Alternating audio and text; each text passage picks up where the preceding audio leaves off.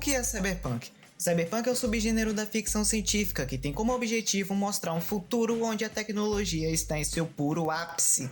Em obras de Cyberpunk nós vemos coisas maravilhosas como carros voadores, próteses robóticas, edifícios enormes, androides, mas em contrapartida, vários problemas sociais são tão fortes e presentes quanto a tecnologia nessas sociedades, dando forma ao conceito de high-tech, low-life. Alta tecnologia, baixa qualidade de vida. Esse gênero ficou bem popular de uns tempos pra cá por causa de Cyberpunk 2077, mas bem antes do jogo nós já tivemos filmes como Blade Runner e até mesmo série de livros como Neuromancer. Mas sabe o que essas três coisas têm em comum além do gênero? Todas elas tiveram uma forte influência do Japão para construir essa estética mais futurista do Cyberpunk, e isso tem um motivo bem plausível até. Nos anos 80, o Japão estava com a sua economia crescendo em uma velocidade assustadora e investindo forte no mercado de tecnologia, a ponto de alguns economistas da época terem a previsão de que em poucos anos o Japão iria ser a maior potência econômica do mundo, o que obviamente não aconteceu. Mas da mesma forma que o Japão teve grande influência no Cyberpunk aqui no ocidente, lá também nós vemos muitas obras desse gênero. E eu não tô só falando das mais famosas como Akira em Ghost in the Shell, mas também de todo um movimento que deu uma visão um pouco mais sombria a essa estética, ao ponto de quase virar um subgênero próprio, que é o cyberpunk japonês. Nesse vídeo eu não vou abordar sobre o movimento em si, porque tem vários vídeos aqui no YouTube que explicam esse conceito bem melhor do que eu. Mas uma coisa que eu devo apontar é sobre como o Japão explora muito bem a relação entre humano e máquina de uma forma bem inusitada. Enquanto no Cyberpunk ocidental nós temos membros robóticos sendo mais usados como uma espécie de upgrade do que como um substituto para o membro perdido, no Cyberpunk japonês esse conceito é abordado de uma forma bem mais visceral. Eles pegam essa ideia de misturar um corpo estranho como metal com a sua carne e criam todo um terror em cima dessa ideia, sendo na maioria das vezes usando deste artifício como uma espécie de crítica ao avanço tecnológico desenfreado que estava tendo na época e da nossa enorme dependência com a tecnologia. E um diretor que ao meu ver explora esse horror muito bem é o Shinya Tsukamoto, mas nesse vídeo eu irei falar especificamente sobre a sua obra mais famosa. Oi, eu sou o Gomi e hoje eu irei te mostrar o incrível e nojento filme Tetsuo The Iron Man. Antes de irmos direto ao filme, eu gostaria de fazer uma pequena menção ao que seria o protótipo de Tetsuo. Por favor, não confundir com esse Tetsuo aqui, temos muita semelhança, mas não é esse, tá? Phantom of Regular Size, um curta-metragem de 20 minutos que Tsukamoto produziu na sua época de faculdade. Nele nós acompanhamos um homem assalariado sem nome sendo perseguido por uma mulher com uma mão robótica, bem estilosa por sinal, e que está sendo controlada por um serial killer. Inclusive essa perseguição inteira feita em stop motion é simplesmente maravilhosa. Eu não vou muito a fundo nesse curta porque o roteiro dele é praticamente o mesmo de Tetsuo, só que mais resumido. Mas ainda assim eu quero pontuar algumas coisas presentes em Regular Size que foram também utilizadas em Tetsuo, como as cenas de stop motion que eu citei anteriormente. No universo desses filmes, a tecnologia se comporta como se fosse uma espécie de vírus/síndrome que infecta as pessoas, as transformando aos poucos em uma aberração de partes metálicas. Sem falar as coisas como o horror corporal, que se tornou marca registrada do cyberpunk japonês justamente por causa dos trabalhos de Tsukamoto, o que dá margem de cenas bem mais nojentas e cenas meio estranhas envolvendo sacanagem, entre outras coisas.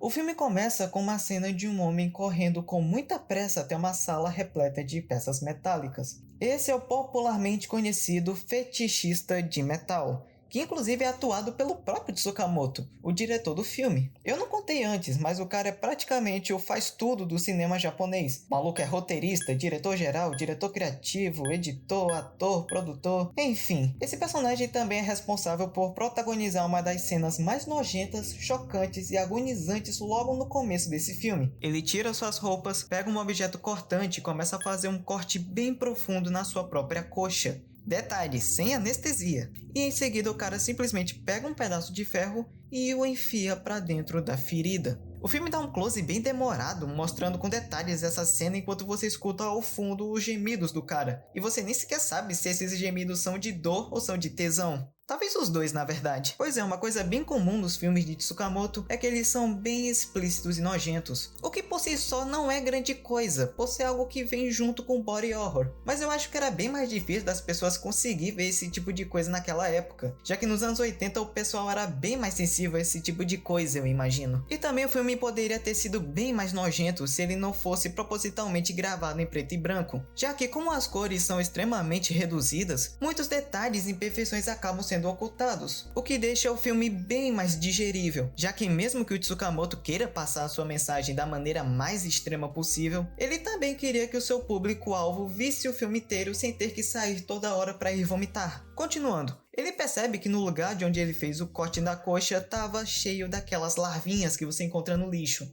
Ele se desespera e sai correndo para o meio da rua, detalhe, com a ferida aberta. Porém, ele acaba sendo atropelado por um carro no caminho. O filme então corta para o nosso homem assalariado sem nome se barbeando, até que ele percebe algo no seu rosto. De primeira ele acha que aquilo é uma espinha, porém olhando mais de perto, nós percebemos que aquilo é uma espinha feita de ferro. O cara tenta tirar, mas o bagulho simplesmente acaba estourando na cara dele. Ele então coloca um band-aid e sai de casa para ir trabalhar. No caminho ele acaba se encontrando com uma mulher, que além dela estar sendo infectada com esse vírus de metal, ela ainda está sendo controlada pelo fetichista de metal. Sim, o cara ainda está vivo, mesmo depois de ter sido atropelado. Mas isso a gente fala depois, tá? Inclusive eu gostei bem mais do design dela nesse filme do que no curta. Pra mim passa bem melhor a vibe mais ameaçadora e até mesmo mais imprevisível dela. Em seguida nós temos a clássica perseguição stop motion, que dessa vez não é inteiramente feita com essa técnica. Meio que vai alternando com filmagens normais, e ela é bem mais estendida que em Regular Size, e um tanto mais aterrorizante na minha opinião.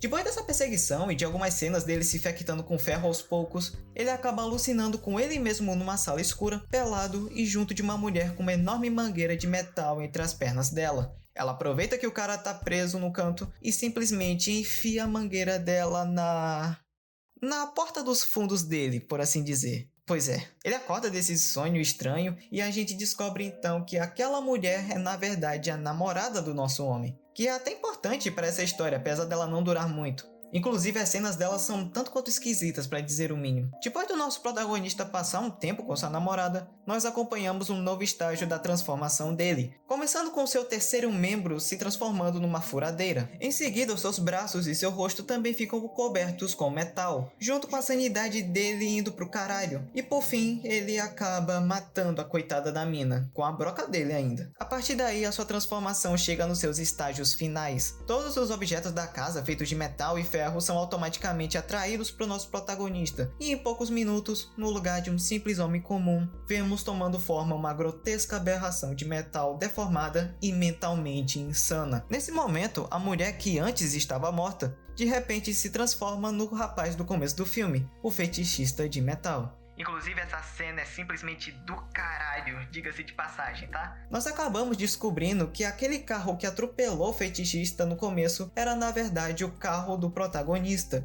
E momentos depois, o próprio, junto da namorada, simplesmente abandona o cara no meio do mato e fazem coisas na frente dele, na frente de um cara quase morto. É um bando de arrombado mesmo. A gente percebe também que, assim como o rapaz, o fetichista também está passando pela mesma transformação que ele. Porém, parece que a doença evolui num ritmo bem mais lento com o fetichista. Porém, isso não impede que os dois lutem de igual para igual. A partir daí, eles são levados até um galpão, onde ambos travam uma luta em stop motion muito boa por sinal, apesar de ser um pouquinho confuso em alguns pontos. Depois dessa luta e de um pequeno discurso sobre como os dois têm um grande poder e que eles deviam dominar o mundo com isso, os dois de alguma forma acabam se fundindo, dando forma a uma criatura colossal de ferro, metal e ferrugem. Apesar deles estarem nessa forma meio disforme e grotesca, por algum motivo ambos se sentem muito bem com isso, e partindo daí, eles definem um novo objetivo: espalhar e infectar tudo e todos com o metal e a ferrugem, e consequentemente dominar o mundo, terminando o filme com essa cena deles se movendo em stop motion, rumo à dominação mundial.